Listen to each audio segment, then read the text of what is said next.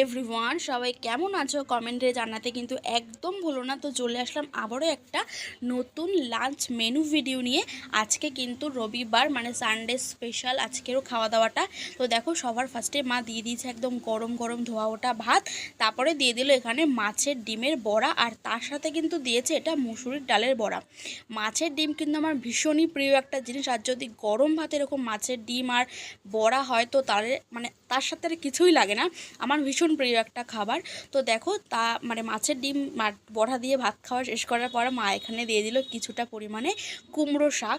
মা বলছিল এই গরম নাকি কুমড়ো শাক খাওয়া খুব ভালো, তাই অল্প করে নিয়ে নিয়েছি, কারণ আমি এই কুমড়ো শাক লাউ শাক আমি কখনো খাই না, আমার ভালো লাগে না, তাই আমি কখনোই খাইনি।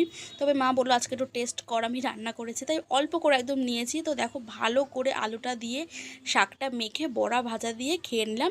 তো যাই হোক, টেস্টটা খুব একটা খারাপ না, মোটামুটি লেগেছে।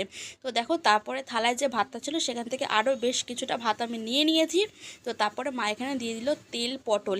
আর তেল পটলে কিন্তু অনেকেই মানে আলু দেয় না, আমি আলু দিতে বলেছিলাম মাকে, যেহেতু আমি আলু ছাড়া ভাত একদমই খেতে পারি না।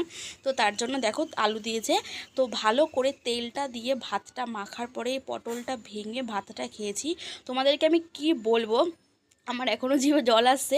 তো এতটা টেস্ট হয়েছিল খেতে, আর এটা আজকে রান্না আমিই করেছিলাম। তেল পটলটা বিশ্বাস করো দারুণ হয়েছে এক কথায় খেতে।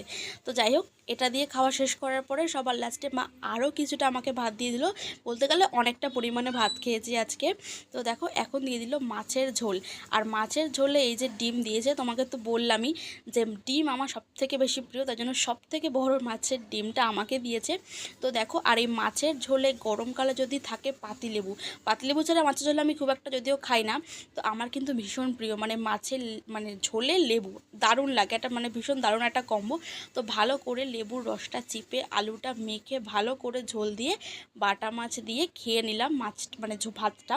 আর বাটা মাছের ভীষণ কাটা, সেই জন্য আমি বাটা মাছ খুব একটা পছন্দ করি না, তাই সব থেকে ছোটো মাছের পিসটা আমি নিয়েছি। তারপরে মা দেখো এখানে আরও একটু ঝোল দিয়ে দিল, ভালো করে ভাতটা মেখে মাছের ডিম দিয়ে খেয়ে নিলাম।